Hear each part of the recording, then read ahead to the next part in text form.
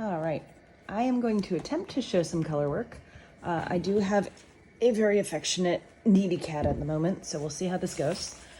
And so I have this cowl that I am working on, and this is my chart. And I have found, at least for this chart, because it is so large, this is the top half of the chart. You can see the mammoth that it's going to be.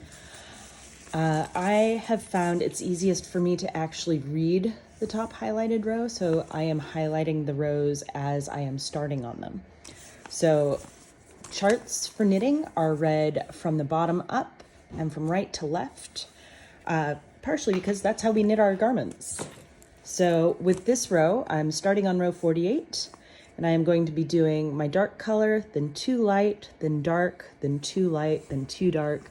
And so that's how the chart works, Rowan. You are not being helpful, sir. Come here. There we go. And now we have Tommy. This is my life. Okay, but I'm gonna show you basically how I do the color work. And then when I get to this section of black right here, this is 6 stitches in a row, I will be catching a float there. So I take my handy dandy needle stoppers off. And the first thing I do is I set up my hands. And it would have been good of me to do this beforehand. And yes, that was a stitch marker that just flew across the floor that a different cat is now chasing after. But I have 2 stitch markers on my end of round, so we are just gonna move forward. All right, so which color you hold in which hand will change the way the stitches appear. I can never remember how, so I play fast and loose with that, and the one I hold in my left hand, which is the continental knitting style, is ultimately going to be the one that I am stitching more of in that given area. That's generally not how you're supposed to do it, but it's how I do it. Also, I have my handy dandy thimble because these things are sharp and I already have a hole in my finger. All right, so we shall start with 1 dark, 2 lights, whoop.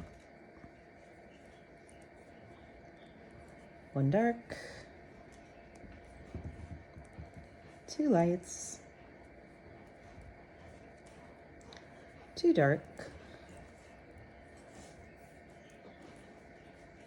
2 lights,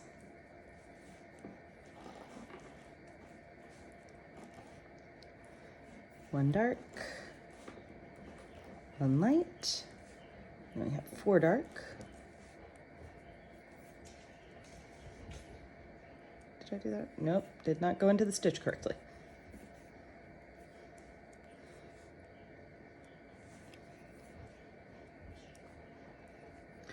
We got our 4 darks with Tommy checking in to make sure quality control. Now we have 4 lights. I am having issues today. Tommy! Ah! This is why we can't have nice things.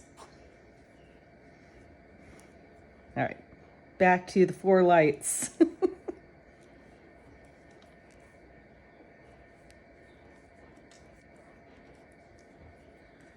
All right, and now I'm going into the stretch that has the 6 stitches. Sir, you are in the way. Thank you. So because I don't want to carry more than 5 stitches of the float behind, and when I say float, Tommy, when I say float, it's just the non-working yarn being carried behind the work. Yes, you are so attention deprived. So I don't want to carry more than 5 or I'll get kind of like slack that you can catch stuff on, mostly fingers. So I am going to break this in half. You could do 5, then catch the float, then do 1. Personal preference, I like to do it as even as possible. So I'm gonna do 3.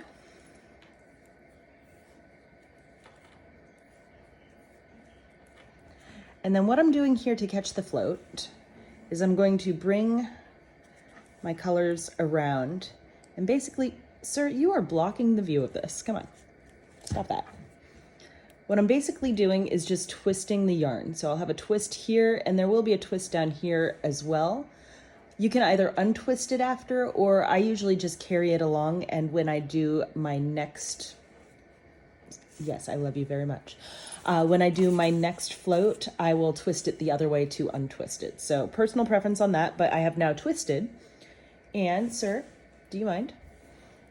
I will do my last 3 of the dark. Yes, you are so attention deprived.